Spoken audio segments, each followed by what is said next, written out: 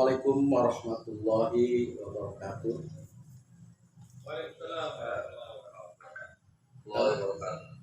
Alhamdulillahirabbil alamin wa bihi nasta'inu ala umuri dunya waddin wa sholatu wassalamu ala asrofil anbiya'i wal mursalin wa ala alihi wa sahbihi ajmain wa bisahri sadri wa yassiri amri wa hlul 'uqdatam min lisani yafqahu qawli amma ba'd. Yang saya hormati, saya banggakan dan saya muliakan guru saya, sahabat saya, Kiai Haji Asnin, anggota DPRD Provinsi Banten. Yang saya hormati para asatidz, para ustadz dan seluruh kader PKS dari berbagai lapisan yang saya hormati dan saya banggakan. Pertama-tama, marilah kita memanjatkan puji syukur kehadirat Allah Subhanahu wa Ta'ala atas limpahan rahmat, hidayah, dan karunia pada kita sekalian. Alhamdulillah, di sore yang baik ini kita masih bisa bersilaturahmi via webinar dalam keadaan sehat walafiat. Salam dan salawat tentunya tercurah kepada baginda Rasulullah Sallallahu Alaihi Wasallam, kepada keluarga, kepada sahabat, dan kepada kita semua sebagai umat yang sampai akhir zaman. Hadirin dan kita saya hormati, sebelum saya menyampaikan beberapa paparan, izinkanlah saya untuk menyampaikan turut berduka cita atas wafatnya dua kader terbaik kita, yaitu Bapak Wahyu, Ustadz Wahyu, dan Bapak Ustadz Dida, Ketua DPC PKS Sindang Jaya. Tentunya kami PKS Kabupaten Tangerang khususnya dan umumnya seluruh jajaran PKS merasa kehilangan atas kepergian mereka, para almarhum.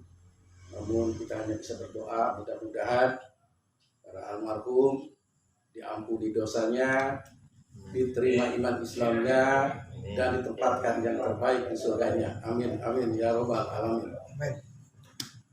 Hadirin dan hadirat yang saya hormati, pada kesempatan yang berbeda ini saya ucapkan terima kasih diberikan kesempatan untuk sedikit memberikan sumbang saran tentunya sebagai pejabat publik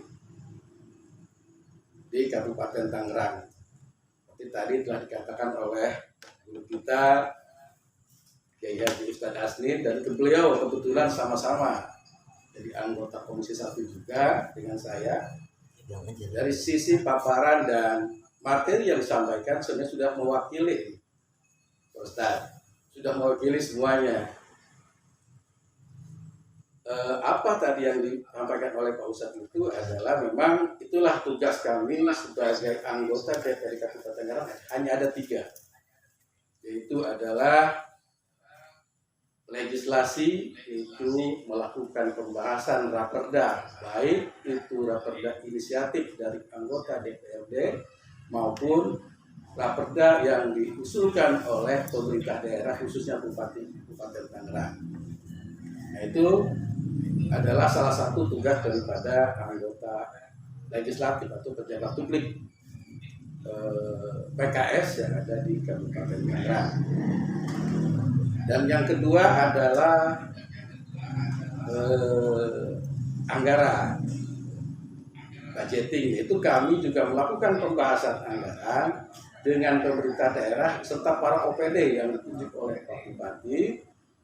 Bagaimana kami membahas bersama-sama pembahasan anggaran, baik anggaran murni maupun anggaran perubahan. Kebetulan saya adalah anggota Komisi 1 juga, saya adalah anggota Badan Anggaran bersama dengan Ustadz Sahril, Sekretaris DPD Kabupaten Tangerang.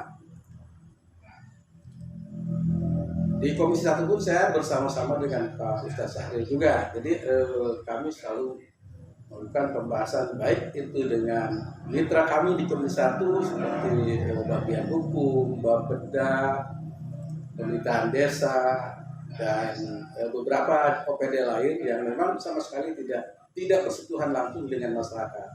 Di Kabupaten Tangerang sendiri ada 8 fraksi, yaitu fraksi PDIP, fraksi Gerindra, fraksi Golkar, fraksi Demokrat, fraksi PKS, PAN, P3 dan PKB. Ada 8 fraksi dan 4 komisi, yaitu Komisi 1, kebetulan saya dengan Pak Sahri sebagai anggota, Pak Sahri sebagai sekretaris, saya sebagai anggota. Komisi 2, PKS juga menempatkan satu anggotanya, yaitu Pak Ustadz Hidayatullah. Dan di Komisi 3 ada Pak Ustadz Yuda Mukti dan Ustadz Sapri. Di Komisi 4 ada Ustadz Rizpanel Arya, Ketua DPD Kabupaten Tangerang. Alhamdulillah tahun pemilu di tahun 2019 ini PKS mendapatkan 6 kursi, jadi semua dapil terisi 1 sampai 6, alhamdulillah terisi. Dan mudah-mudahan target kita ke depan sesuai dengan yang pernah disampaikan oleh Ketua DPD Pak Rizpanel Arya, bahwa target kita untuk 2024 adalah 12 kursi. Jadi suatu target yang memang sangat luar biasa. Mudah-mudahan apa yang kita targetkan itu mudah bisa tercapai. Yang penting semua kita kompak, semua kita bekerja keras dalam rangka menjalin komunikasi baik dengan kader maupun non kader yang ada di eksternal kita. Hadirin dan hadirat yang saya hormati, mungkin gambaran saja sebagai gambaran umum tadi dikatakan dengan pejabat publik itu ada 2 katanya itu terdiri dari publik itu terdiri dari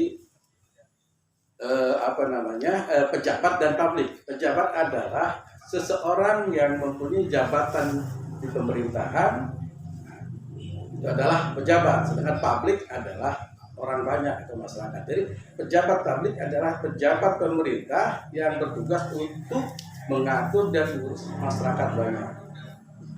Jadi menurut Undang-Undang Nomor 14 Tahun 2014 tentang informasi keterbukaan publik, bahwa yang dinamakan pejabat publik adalah baik eksekutif, legislatif maupun yudikatif dan pejabat lain yang dibiayai atau menggunakan dana dari APBN maupun dari APBD. Nah, itu adalah pejabat publik.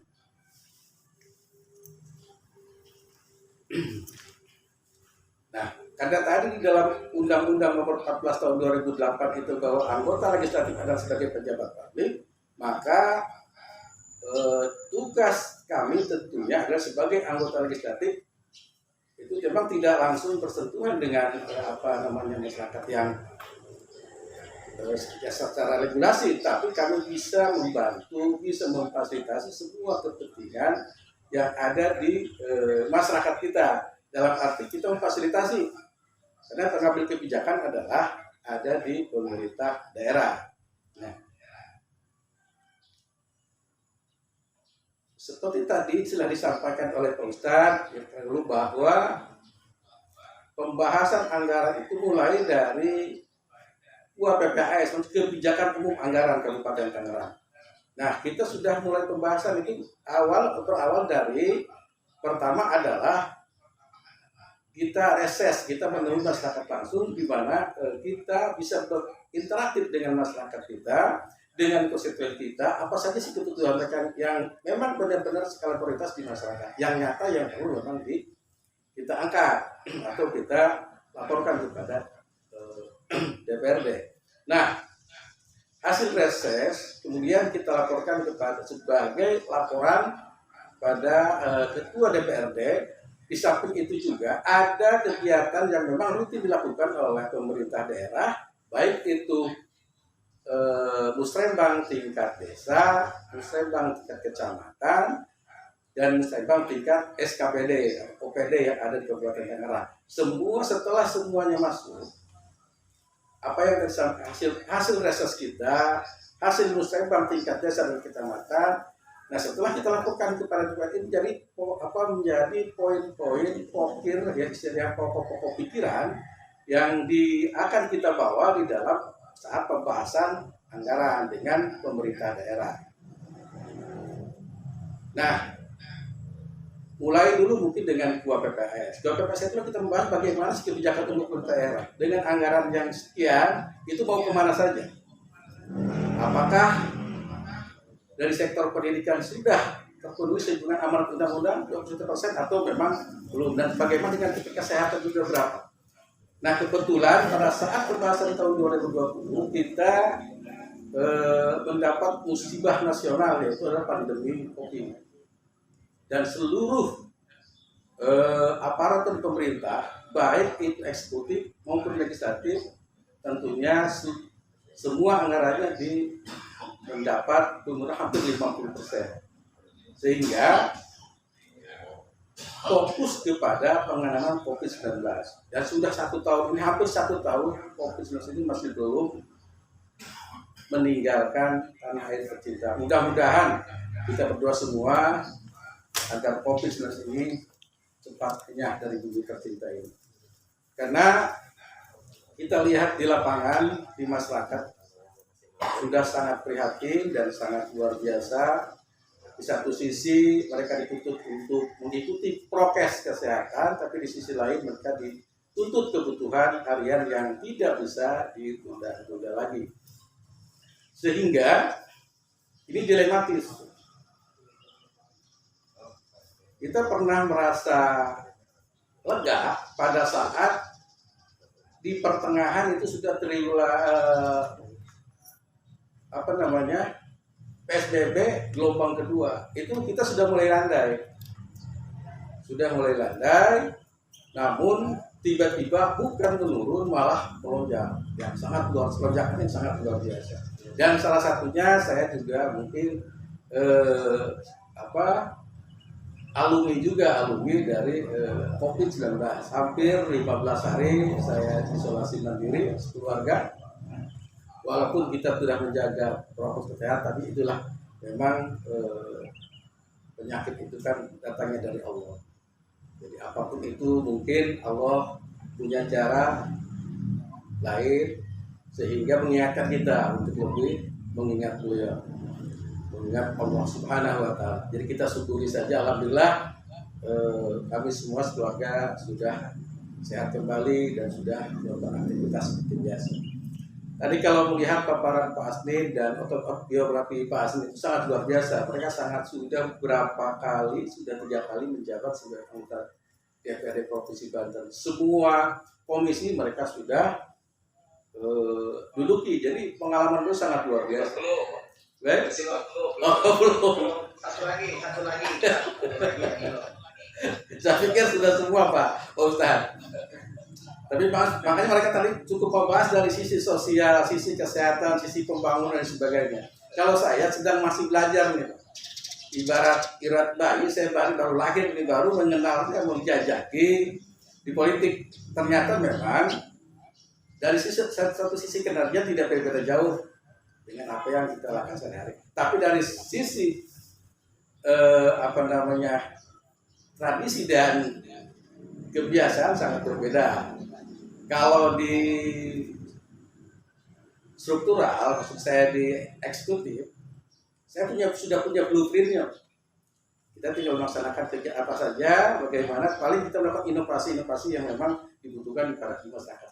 Tapi kalau di anggota legislatif, ini setiap anggota punya pemikiran dan punya hak berbicara yang berbeda untuk menyatukan suatu visi misi kita dalam rangka pembahasan. Itu tidak semudah dan tidak secepat dieksekutif.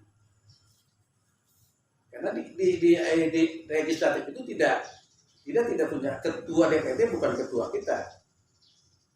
Ketua DPRD bukan ketua kita.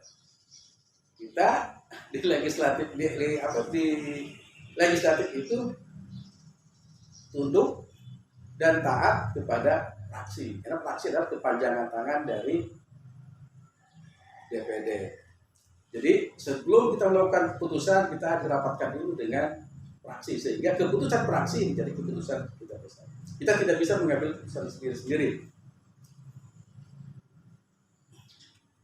eh, seperti tadi telah disampaikan juga sebelumnya bahwa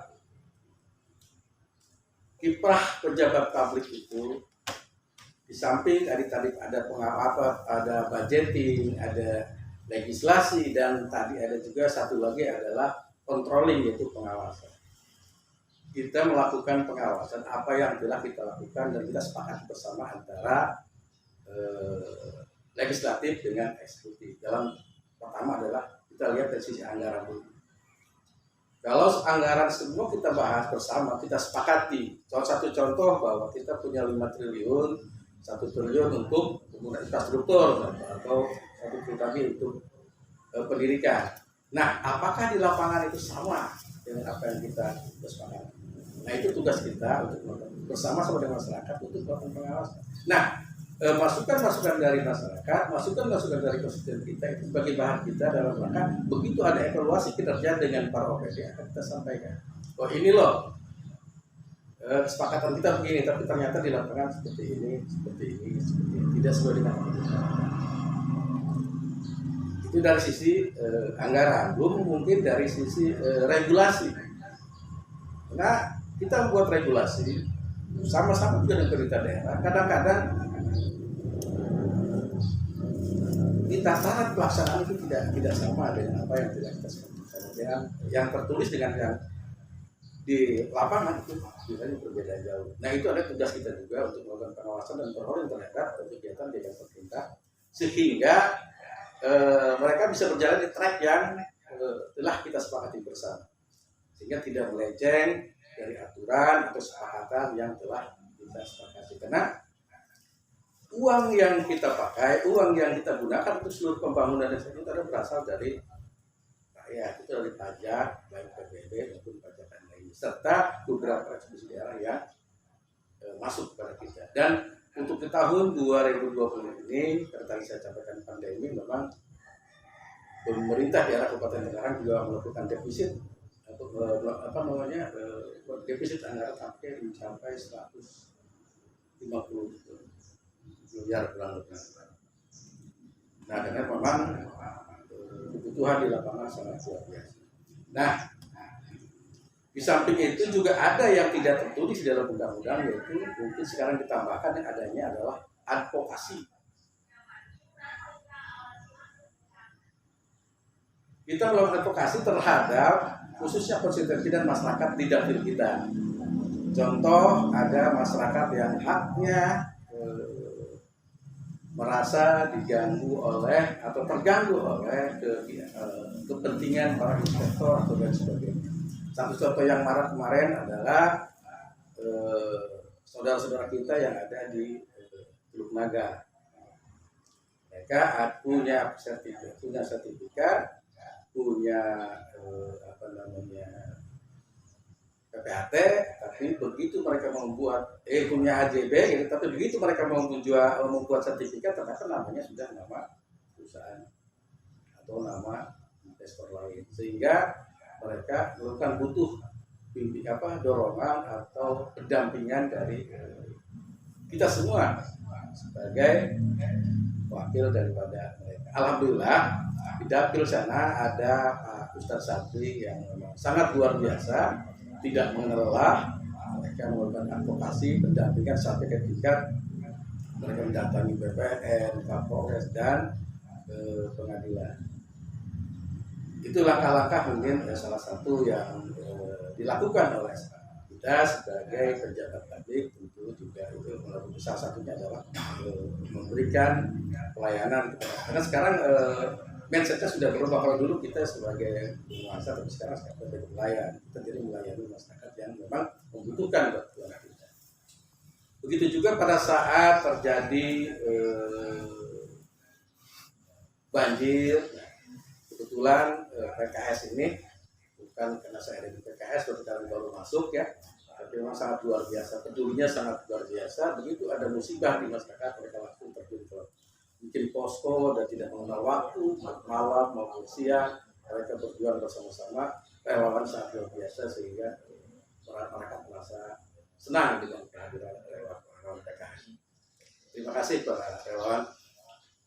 Dan banyak juga Pak masyarakat kita, baik itu konstituen kita maupun masyarakat yang ada di dapil kita yang memang sekarang ini rentan dengan berbagai macam penyakit, sehingga mereka begitu sakit mereka kesulitan untuk masuk ke rumah sakit karena memang antrian BPJS itu sangat luar biasa panjang.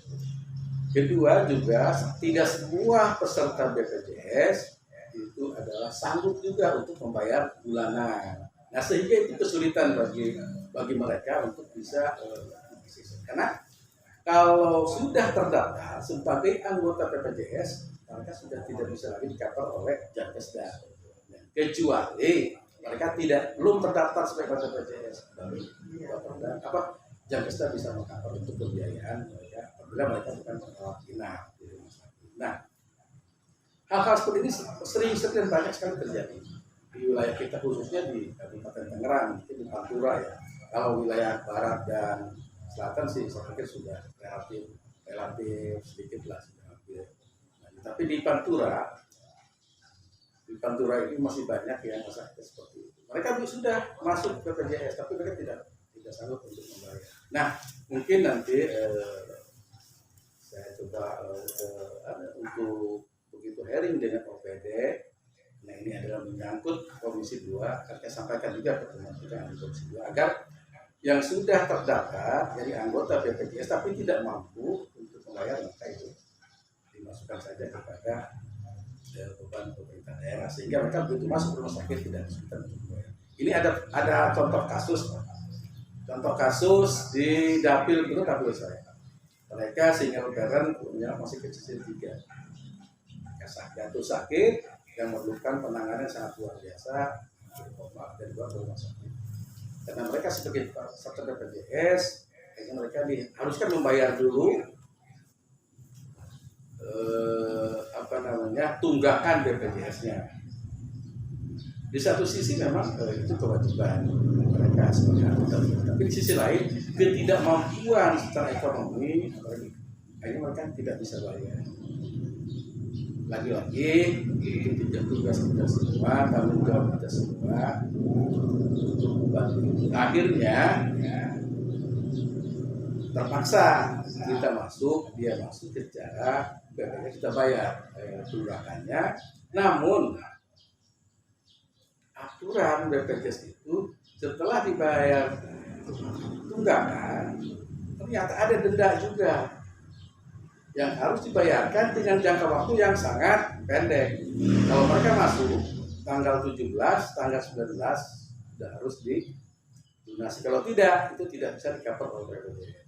Ini sering terjadi dan ini adalah fakta yang memang ada di lapangan. Akhirnya kan beban sisi pasien jadi sangat luar biasa. Sudah mereka tidak mampu untuk membayar tunggakan, ditambah lagi dengan denda yang harus dibayar dengan waktu yang sangat singkat, sehingga lewatlah dari denda tersebut. Begitu mau dibayarkan tanggal 20, itu pun hasil bantuan dari teman-teman sudah tidak bisa lagi diakses untuk melakukan pembayaran denda BPJS. Saya coba hubungi kepada direktur BPJS-nya, yang Tiga Raksa, bahwa itu adalah sistem yang atur adalah buka tutupnya susah bukan kita dan tidak bisa juga dilakukan secara manual.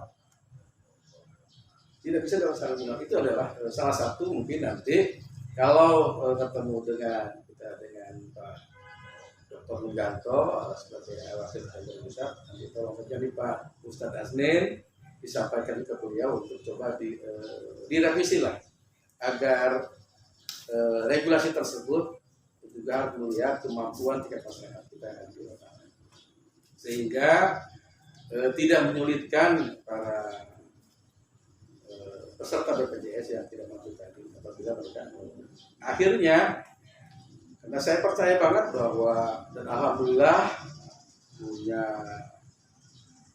kader di Kecamatan Ranting dan Sindang serta Pasar Kemis sangat luar biasa sehingga untuk pembayaran tunggakan bisa dibayarkan dan untuk DP rumah sakit tidak bisa bayarkan, juga akhirnya hasil negosiasi kita dengan direktur rumah sakit sehingga sisanya mereka bisa cicil per bulan. Nah, kejadian seperti ini jangan sampai terulang lagi. Jangan sampai terulang lagi sehingga perlu adanya revisi regulasi tentang BPJS Kesehatan. Nah, itu adalah resultnya dari pusat. Nah, kami juga dari daerah tentunya nanti akan bisa ada pembahasan, kami akan titipkan juga kepada teman kami yang ada di Komisi 2 untuk juga merubah peraturan bupati agar memperlunak dan peraturan bupati tentang apabila pasien tersebut sudah terdaftar di tes maka tidak bisa di-cover oleh tes. Nah, maksud saya pasal itu kalau idealnya akan dihilangkan, jadi tidak ada lagi pembatasan bagi masyarakat miskin yang ada di Kabupaten Tangerang. Nah, contoh lain juga bahwa secara kasat mata memang Kabupaten Tangerang ini kabupaten yang dikatakan 1000 industri dan sangat luar biasa, berarti daerah yang sudah cukup maju. Sebelum daerah kabupaten lain Bekasi, Karawang maju, Kabupaten Tangerang sudah lebih maju terlebih dahulu. Dilihat dari kasat mata memang sangat luar biasa. Tetapi kita tidak bisa dipungkiri di lapangan bahwa masih banyak saudara-saudara kita, keluarga kita, teman-teman kita, sahabat kita yang masih tinggal di rumah yang belum layak huni. Itu banyak, khususnya di beberapa kecamatan di Pantura. Kebetulan saya pernah menjabat sebagai camat di Kecamatan Maung, Kecamatan Jayanti, dan Kecamatan Pasar Kemis. Pasar Kemis yang notabene sebelum kecamatan lain maju, Pasar Kemis sudah industri sudah mulai berdiri di Pasar Kemis. Saya tidak menyangka begitu kita masuk ke wilayah, ke pedalaman, masih banyak ternyata keluarga kita, saudara kita, teman kita, sahabat kita, seiman maupun itu masih tinggal di rumah yang memang tidak layak huni. Kita mau prihatinkan. Karena pernah saya mengusulkan pada saat saya menjadi camat kepada Bapeda itu dalam rapat koordinasi dengan beberapa OPD agar untuk bedah rumah itu pemerintah kecamatan dan kelurahan diberikan kewenangan untuk melakukan bedah rumah, sehingga 5 tahun ke depan itu kalau memang sudah diberikan kewenangan, insya Allah seluruh masyarakat Kabupaten Tangerang tidak ada lagi yang tinggal di rumah yang tidak layak huni. Ini contoh kasus saja, kasus itulah beberapa yang kita temui di lapangan, masyarakat kita seperti itu. Jadi kata Pak Ustadz Atin, kita jangan berbangga dulu, kita jangan senang-senang dulu, karena tugas kita itu masih banyak, khususnya dalam rangka mensejahterakan masyarakat. Apalagi PKS terkenal dengan partai dakwah yang sangat peduli juga terhadap itu sudah tidak dipungkiri lagi bahwa memang kiprah PKS ini sangat luar biasa. Sehingga kenapa saya memilih PKS? Saya tertarik, saya amati beberapa, mohon maaf saya tidak menjadikan partai lain, semua juga bagus. Cuma PKS punya kelebihan juga, pedulinya sangat luar biasa, kompaknya sangat luar biasa. Mereka bisa mau berkorban apa saja untuk membantu keluarga, teman, sahabat, maka yang memang sangat membutuhkan bantuan. Itu sangat luar biasa. Nah, itulah tadi beberapa gambaran tentang tugas dan tupoksinya adalah anggota DPRD dari Kabupaten Tangerang. Seperti tadi beberapa poin juga sudah disampaikan oleh Pak Asnin, dan saya hanya menambahkan tidak banyak, hanya menambahkan saja berdasarkan pengalaman saya hampir kurang lebih 2 tahun di legislatif. Ya, ternyata itulah beberapa poin yang memang harus kita lakukan sebagai pemangku amanah dari masyarakat di dapil. Nah, seperti sering dikeluhkan oleh masyarakat kita bahwa birokrasi kita sudah berbelit-belit. Katanya susah lah ngurus KTP dan lain sebagainya. Yang sangat dikeluhkan kan sekarang biasanya pembuatan KTP kartu keluarga. Apalagi pada saat di masa-masa pandemi seperti ini. Itu jumlah pelayanan juga setiap kecamatan dibatasi, sehingga memang tidak terjadi penumpukan massa, sehingga untuk mengurangi penularan secara klaster di setiap kecamatan. Nah, mungkin saya sedikit mengulas saja tentang KTP ini, bahwa sebenarnya kalau saja pemerintah kecamatan, desa terkait dan kelurahan diberi kewenangan untuk mencetak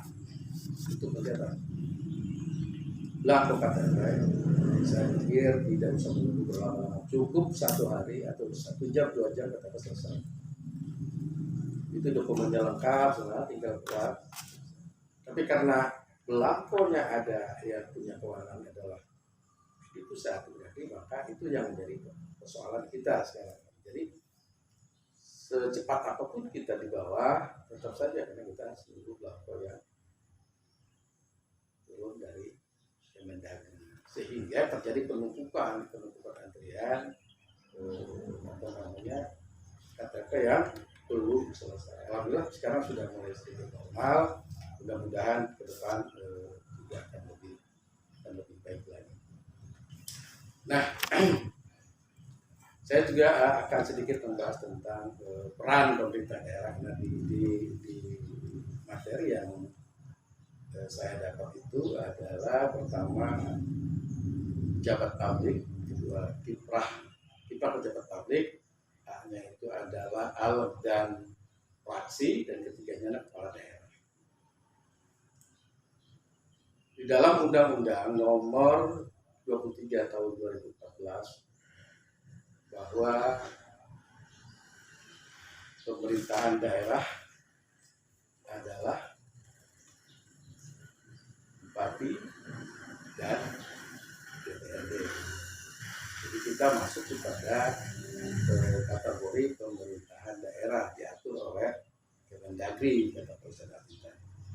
Padahal kita mengatur ajas trias politika, yaitu ada 3 perasaan, itu legislatif, eksekutif, dan yudikatif, yang semuanya terpisah, satu sama lain terpisah. Mestinya anggota DPRD provinsi dan kabupaten sama dengan di pusat, jadi tidak ada beda. Kalau sekarang kan kita diatur oleh Kemendagri, termasuk keuangannya pun diatur oleh Kemendagri, sehingga begitu ada keluar Perpres 33,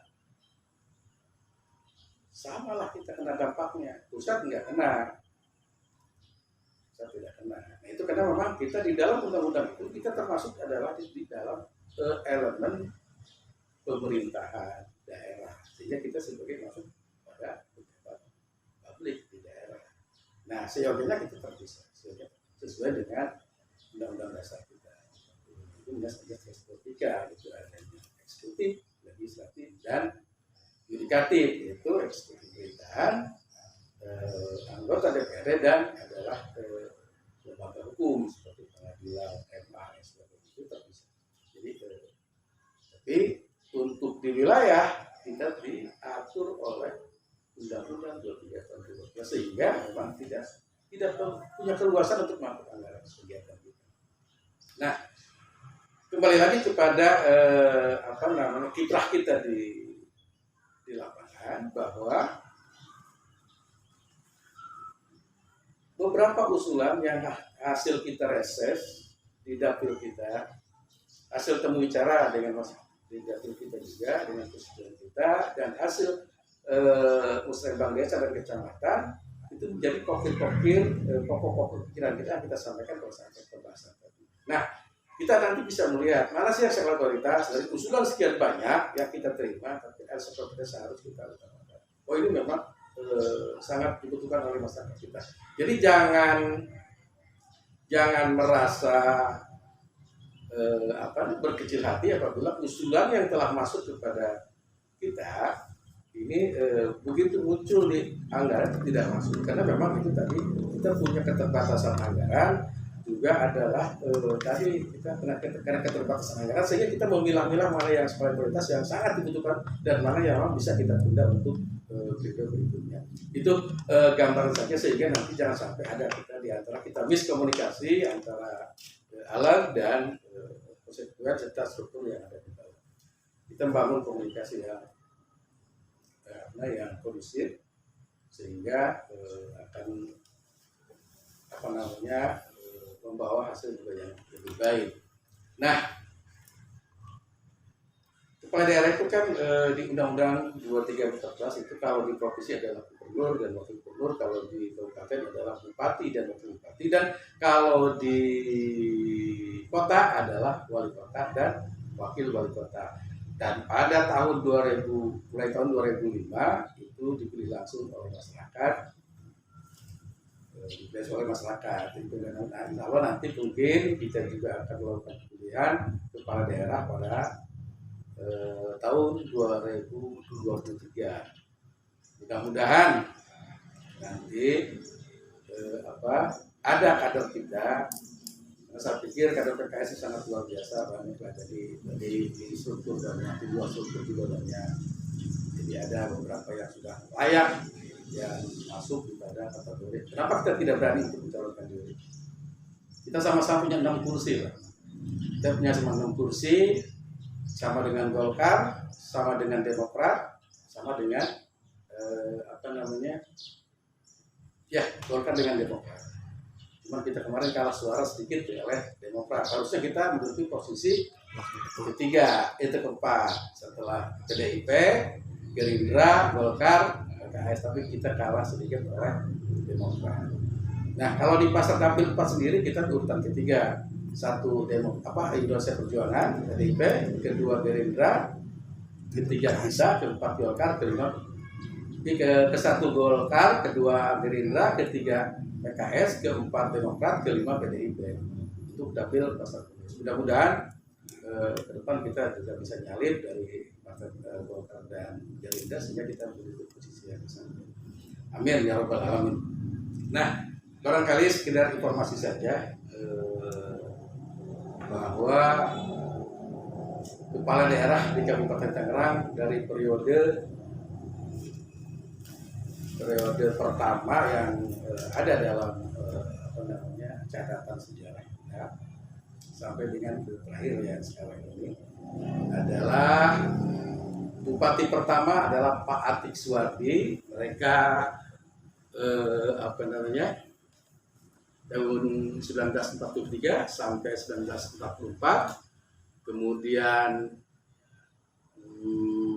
Agus Padmanegara 1944 sampai dengan 1945. Kemudian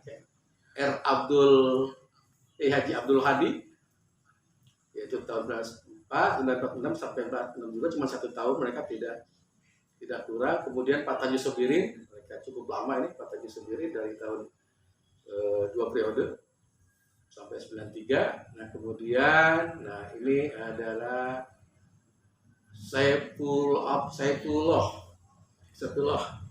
itu dari tahun 1993 sampai 1998, dilanjutkan dengan Pak Agus Junara yaitu mulai tahun 1998 sampai 2003. Nah setelah itu dijabat oleh Bapak Haji Ismet Iskandar, mereka 2 periode berpasangan dengan